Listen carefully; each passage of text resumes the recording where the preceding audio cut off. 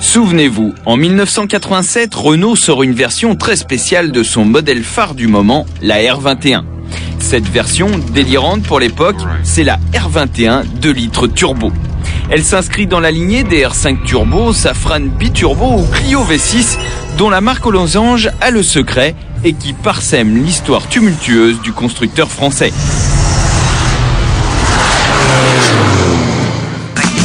Pour célébrer les 20 ans de ce modèle atypique, dont la renommée perdure, le club 21 Turbo France a réuni près de 150 fanatiques sur le circuit de La Châtre dans l'Indre.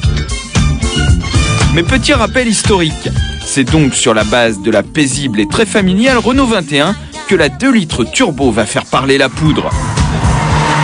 Typique des moteurs turbo de cette époque-là, eh bien c'est assez calme jusqu'au moment où le turbo se déclenche et là ça devient quand même assez violent. Donc une voiture sympathique à conduire mais quand même assez pointue. Car à l'époque les voitures ne souffraient pas encore d'embonpoint, cette dernière ne pesait que 1215 kg. Alors, avec 175 chevaux et un turbo gonflé à bloc, c'était une véritable fusée. Et tout cela pour 153 800 francs de l'époque, soit à peine plus de 23 450 €.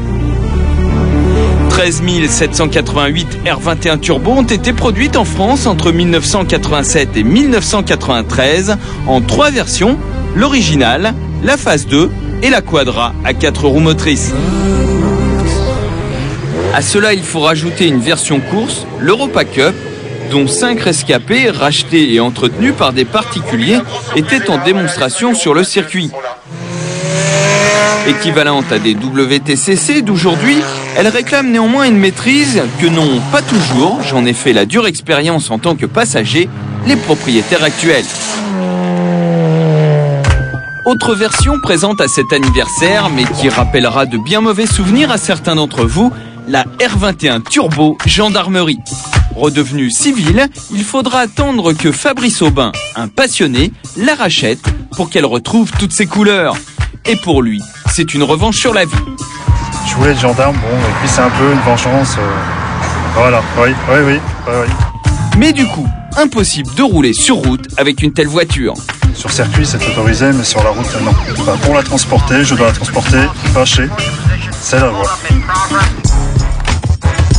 Mais qu'elle soit gendarmerie ou classique, ou même personnalisée, la R21 Turbo a prouvé lors de ce rassemblement qu'elle conservait 20 ans après de nombreux adeptes.